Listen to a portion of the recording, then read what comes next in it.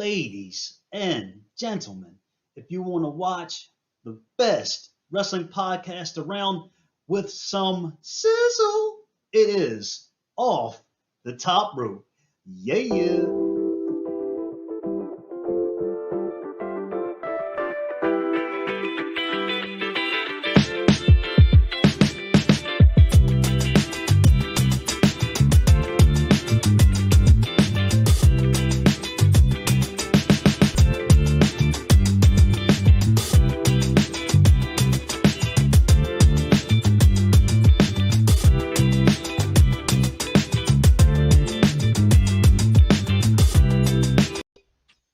It's Monday night and you know what's going down.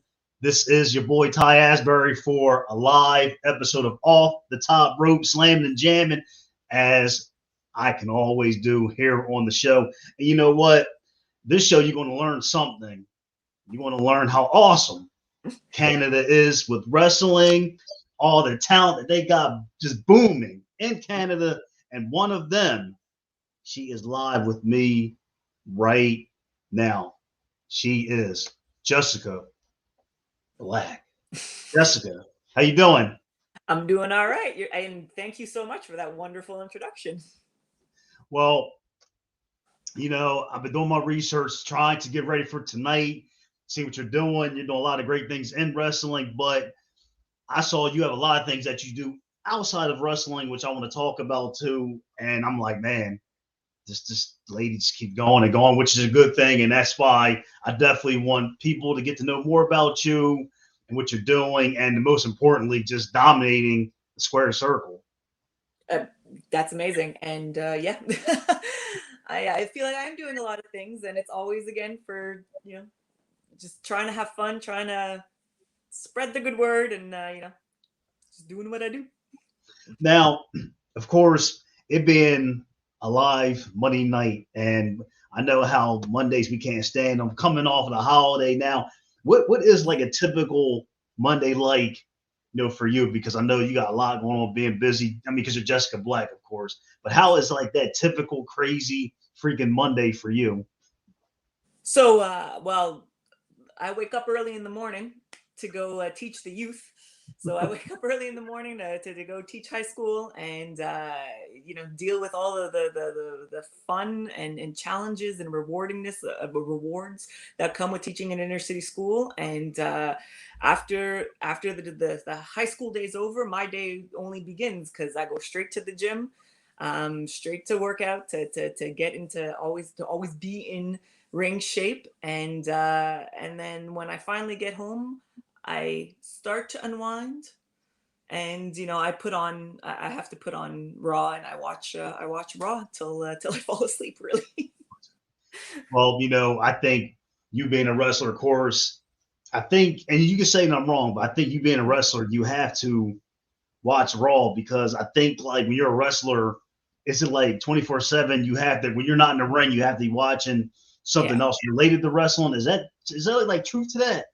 I think so. I think, you know what, and there are days where sometimes it's like I feel like this is gonna sound horrible, but I feel like watching wrestling sometimes it feels like homework, but it feels like I have to do it because I got to know what's going, like, what's happening, whether it's studying like the craft, the psychology, the moves, seeing the competition, whatever it is. I think it's part of it's part of the love of wrestling. And actually, I even have to say that through like this whole the pandemic, when wrestling completely stopped in Canada, it was watching wrestling was really like reinvigorating, because it took a pause, like we all took a pause, and then like I inundated myself with all the great wrestling that was on TV, and it just kind of reinvigorated like a love for and a passion for doing something new and discovering new things instead of just kind of rehashing the same old thing in the ring.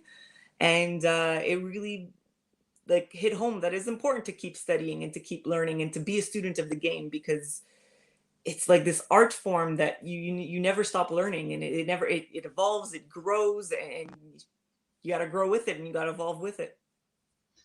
As far as like you said, you got to you keep learning every day in wrestling. You just have to keep going with it, like you said.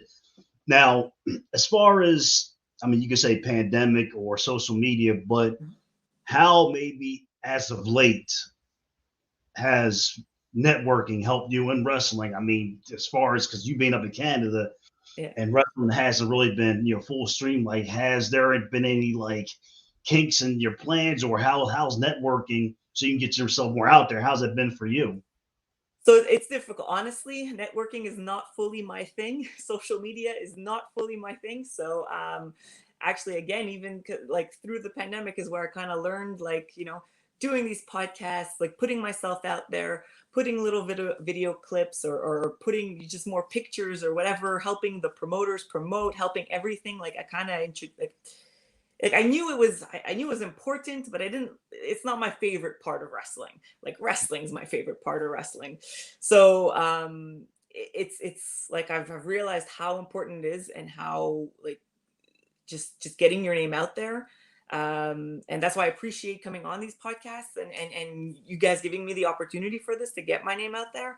And so the more like again the more stuff reopens up, I'm really starting to try to push a little bit more on that networking side of things.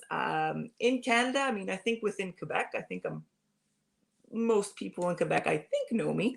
But now it's really getting out into the rest of Canada, and then slowly seeing what we can do with the states. But with the border, it's always a little iffy. Don't know how much to push there, but at least let's push through Canada is going to be my first steps.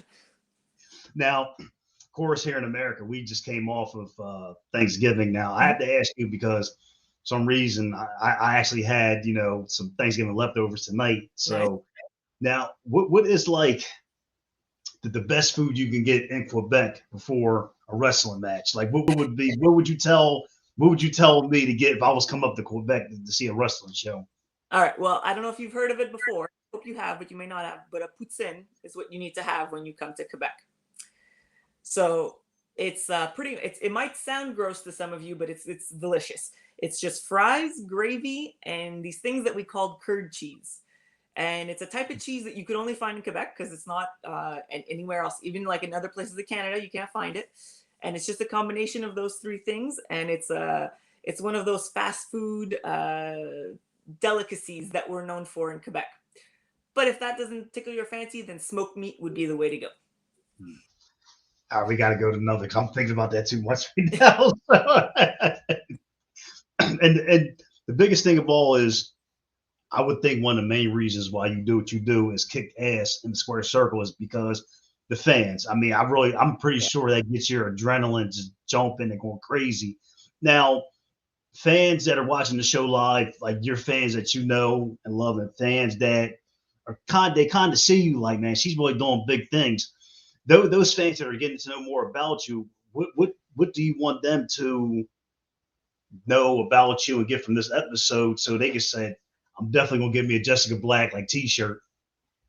That's a really good question. Then there's like I almost want to say there's a lot of things, but when you talked about the fans and the first thing that came to mind for me was the first time a little girl came to see me and said like, "Wow, like it's the first time I see a girl in the ring look powerful," and it was just a 5-year-old girl, and it just melted my heart because like I was the first time I was playing a heel too, so I was just like, but I was the bad person in the ring, and she just saw that like strong character and it's motivating to see that and see how you can reach certain people like that. And I think so if there's anything that I can like tell people is just keep striving to be what you want to be and to push boundaries and just keep going and just try things. Like don't be afraid to look like an idiot. Don't be afraid to try. Just go and do it and have fun. And that's really, I think, it's one of the best things that any like or best message you could pass along to anybody because that's how we, right? That's how we fulfill our dreams. That's how we stay happy. So really, I think that's just go, just do it, just do it. Just That's do it. yeah, Just ain't nothing to it but to do it. Just go and do it. yeah, That's the way I really believe because I've learned a lot that you know after a lot of things, pandemic. I mean, just people passing away. Like tomorrow, I've really learned that tomorrow is not guaranteed, and that for some reason I've said this 100 times. I think that really hit me when Kobe Bryant died, and Mm, some reason why that really, because he was like a hero of mine. I'm yeah. like, man, tomorrow, that saying is true, that tomorrow is not guaranteed. You told the young lady, keep fighting, and you said it was a young female fan, and I really think that has a lot to do with too. I think you're involved today in the women's evolution of wrestling. It's like booming. I mean, women main eventing at shows and like that. How do you feel to be a big part of that? Because it's just getting bigger and bigger and bigger.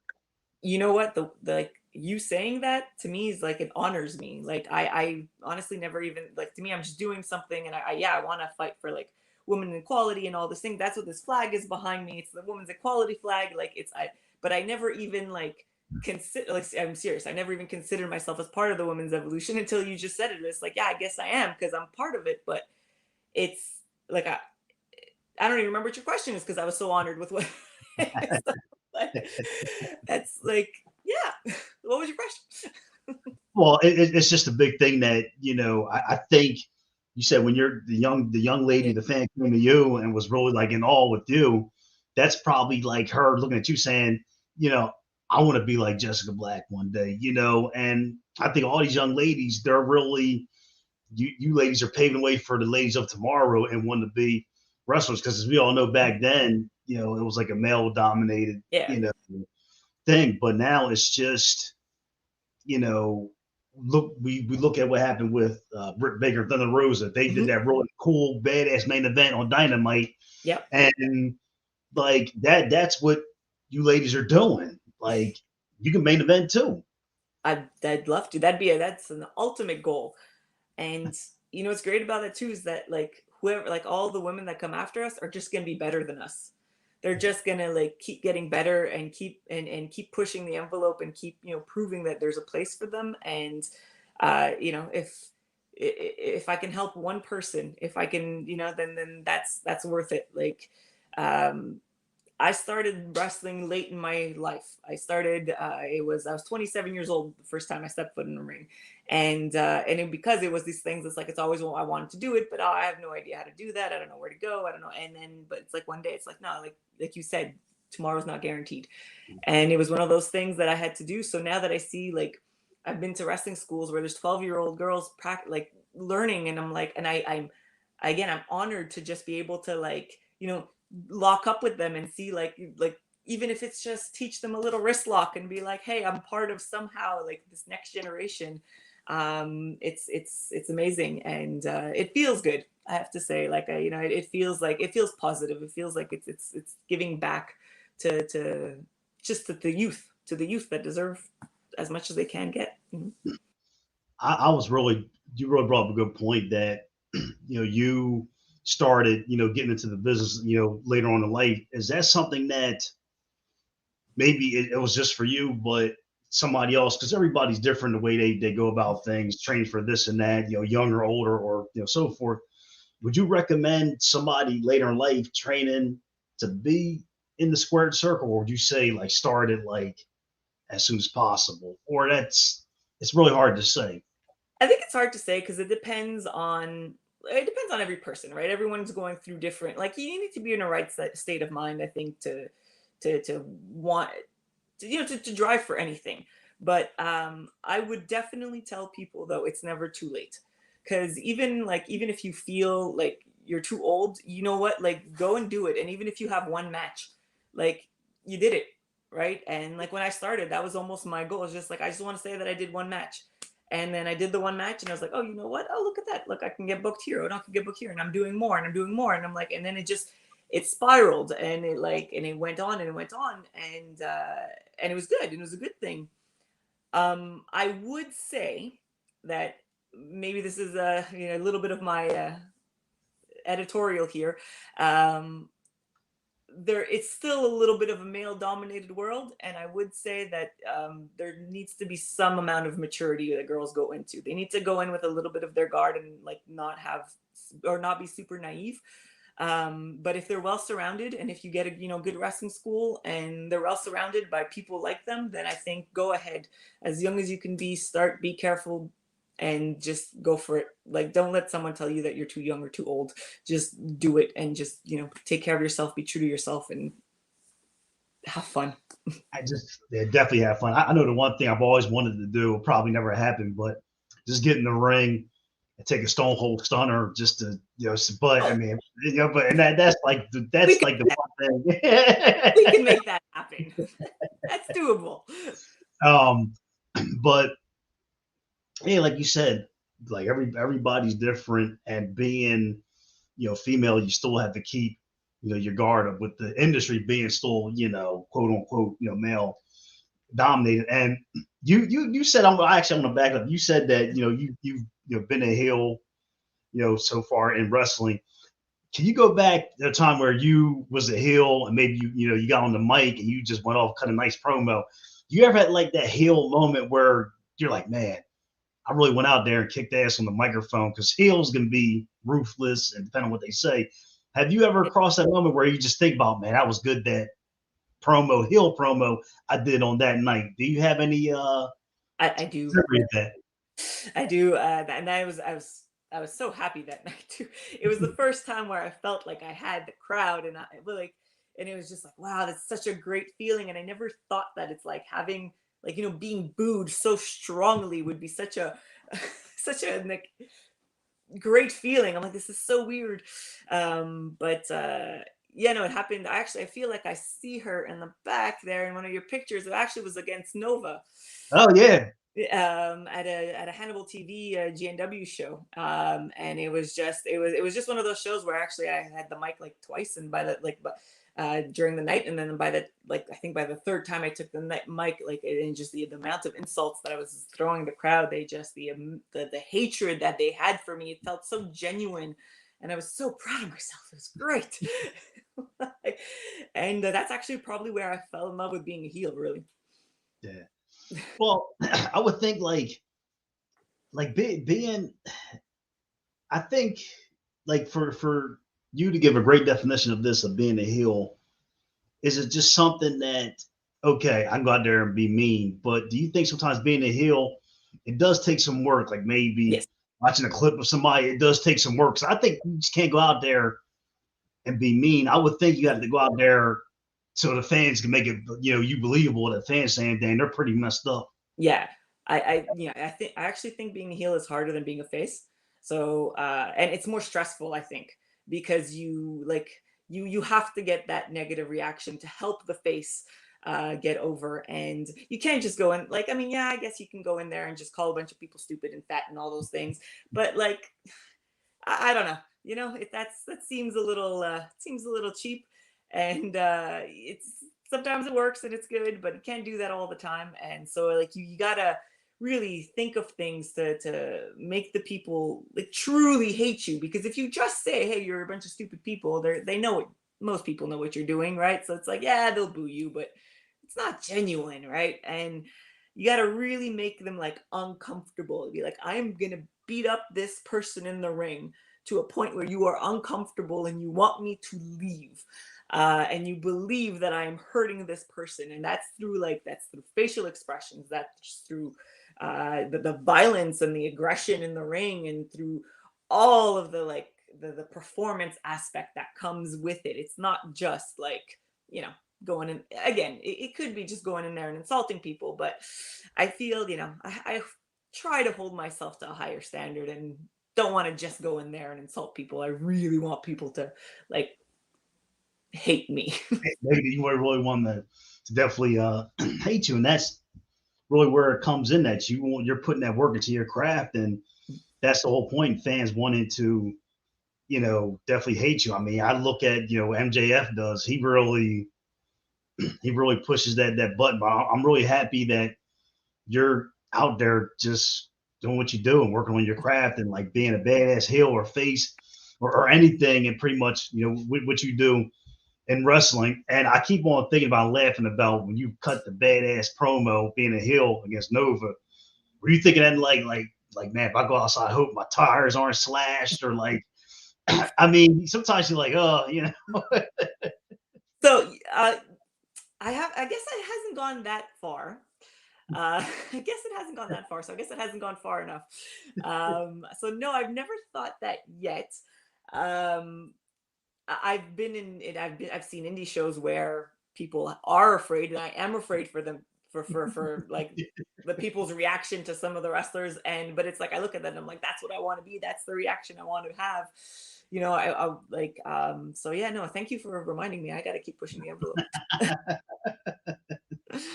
Now, it's crazy how we are almost pretty much on December, which the new year 2021 is about to be over. Yeah. And if you go back and look at this whole year, how you put black eyes on people because you being Jessica Black, of course. Yeah. What's one thing in wrestling that you've been proud of this whole year, and one thing that you've seen in yourself that you really improved on, where you're just like so excited, and you should be?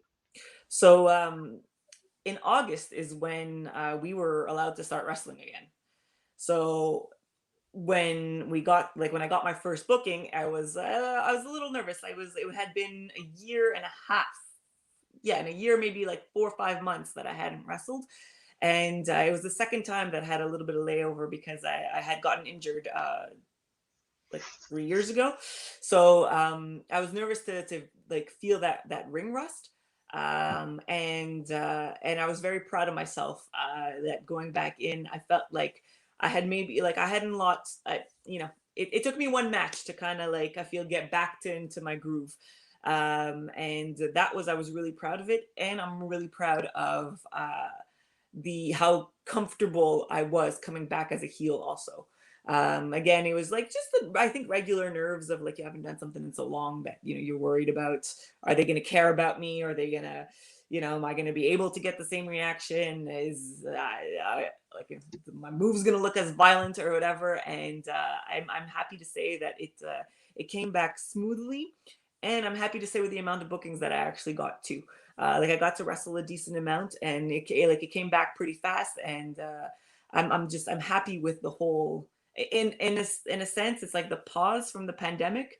It was like some crazy blessing in disguise because it helped me Yeah. focus on my mind and just like practice that part. Like it's like mentally tougher, and it really helped going back in, and felt stronger than ever when I went in. So that's what I'm really proud of uh, throughout since this year's of wrestling, which is only since August for us Yeah. over here. Now, I've been telling people since the show was about to air tonight. Even Jessica said in her promo, you might learn something tonight, and you are learning on this episode of Off the Top Rope of who is Jessica Black. She is one of the top wrestling talents in Canada. So, as we always do on the show, we got the comment section on the box. You want to comment, ask her a question about anything.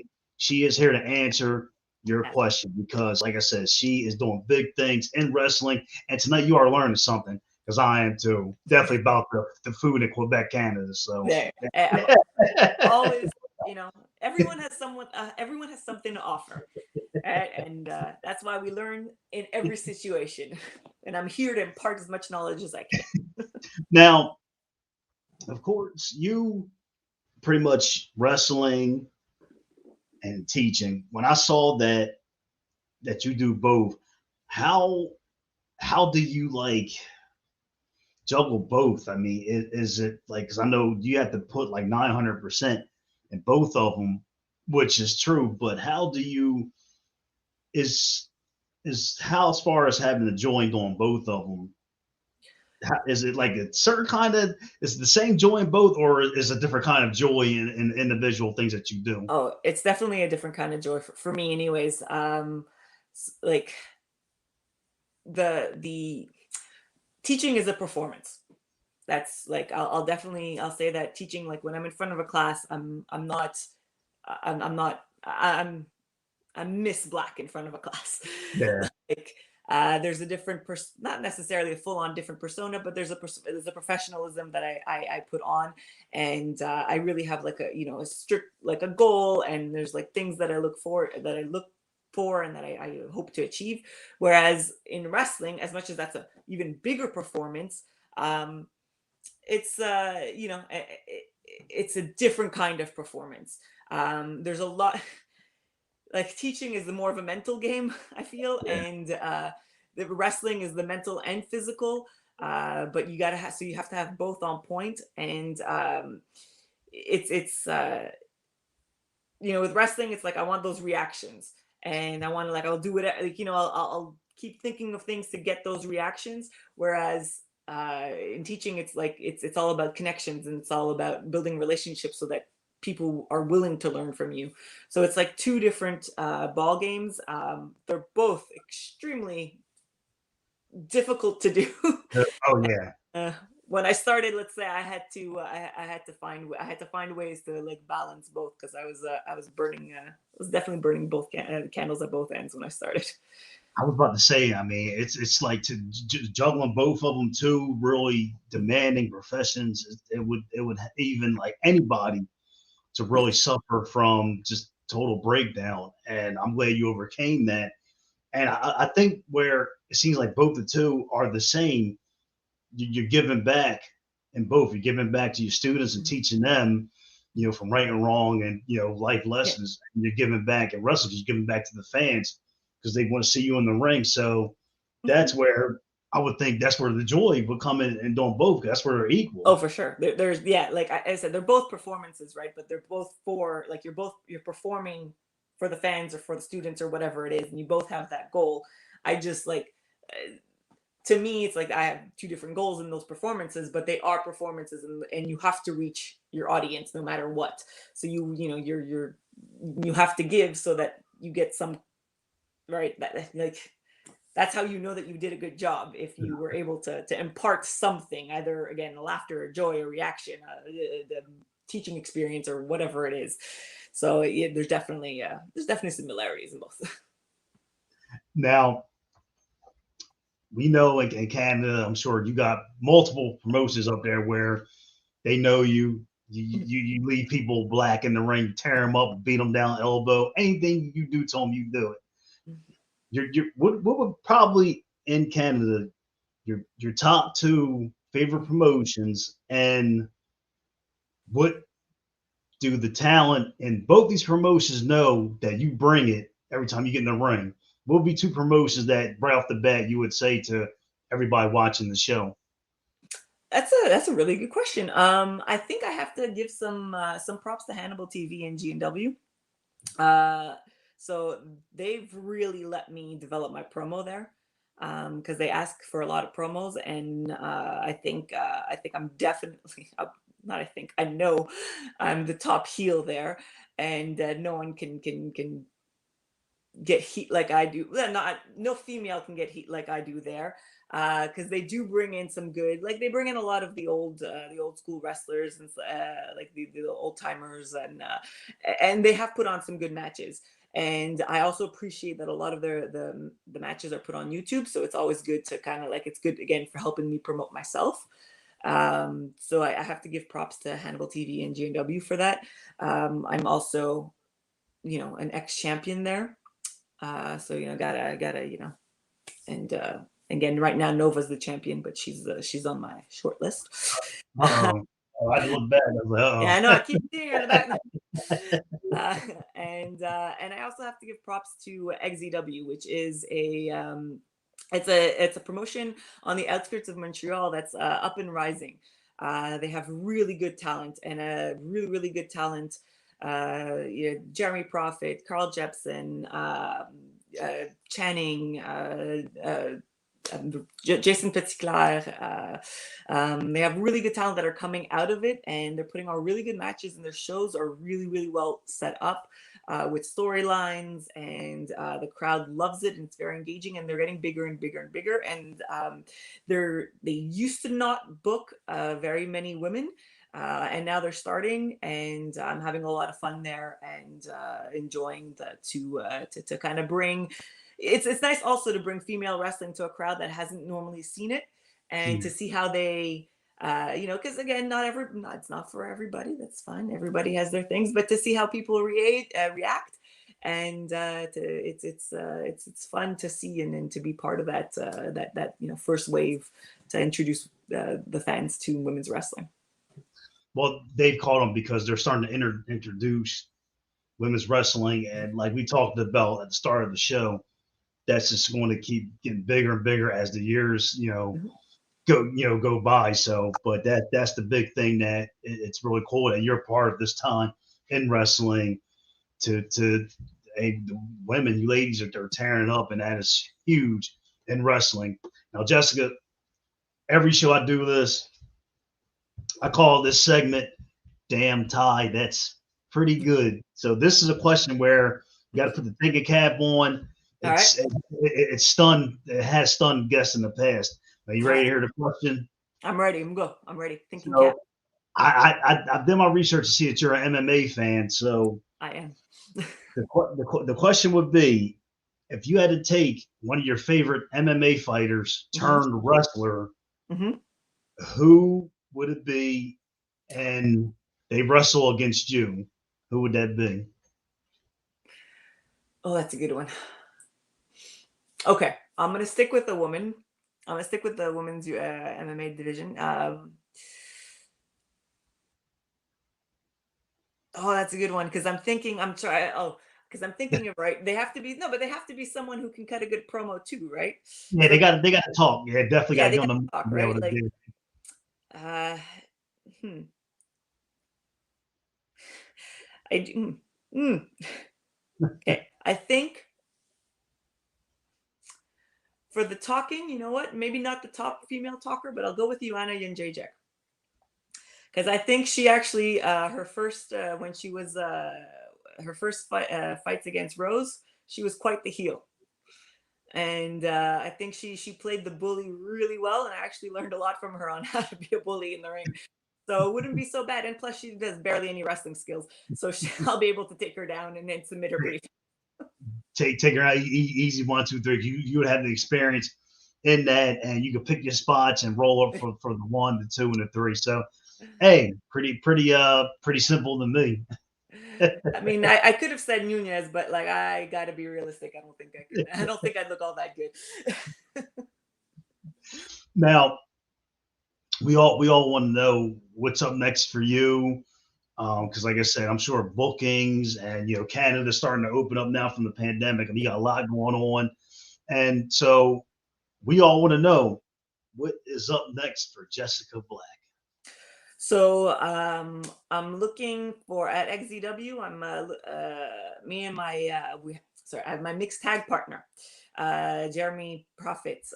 We are challenging Bailey, Speedball Mike Bailey, and Veda Scott to a mixed tag, and we're waiting for them to answer. And they seem to be stalling, so that's definitely a big thing for December 9th, I believe it is. And I want my champion. I want my GNW championship back from Nova, and that should be in the new year. That match better get booked because I'm waiting for it. Well, I always say when you're a champion, it's something you get used to. I mean, you got Yeah, to have that gold over your shoulder. It's when you won a champ when you've been a champion, you won another championship. That's pretty easy to say. yeah, because it's okay because I know how hard it is to stay on top because I've been champion for a bit, and it's easier to dethrone someone than to stay on top. So I'm gonna go dethrone anyone who gives me the opportunity to. Now, of course, from 1 to 10, would you ever come back here on off the top rope and party it up again on the show with Ty Asbury? Of course, this was a lot of fun. All right, anytime, any questions, anytime. Oh, I really want to thank you for coming on the show. It was a true honor for you to have the time out of your busy schedule from, of course, tearing it up in the Canada wrestling scene to be on the show tonight. But most importantly, stay safe. God bless and continue doing what you're doing. And that is tearing it up. Again, here my cat wanted to say hi. Uh, but again, thank you very much for this opportunity. I appreciate it very much, and all the support and all of this that you do for indie wrestlers. We're super thankful for you guys, and we wouldn't be doing this without all the publicity that you help give us. So thank you so much. Well, definitely a pleasure. And I hope you learned something tonight because he said it. You might learn something, and we did. My guest tonight, Canada's Jessika Black, was live here on Off the Top Rope tonight. I am your boy, Ty Asbury. I'm out of here. God bless. Peace out. Have a great night. Thank you. Ladies and gentlemen, if you want to watch the best wrestling podcast around with some sizzle, it is Off the Top Rope. Yeah, yeah.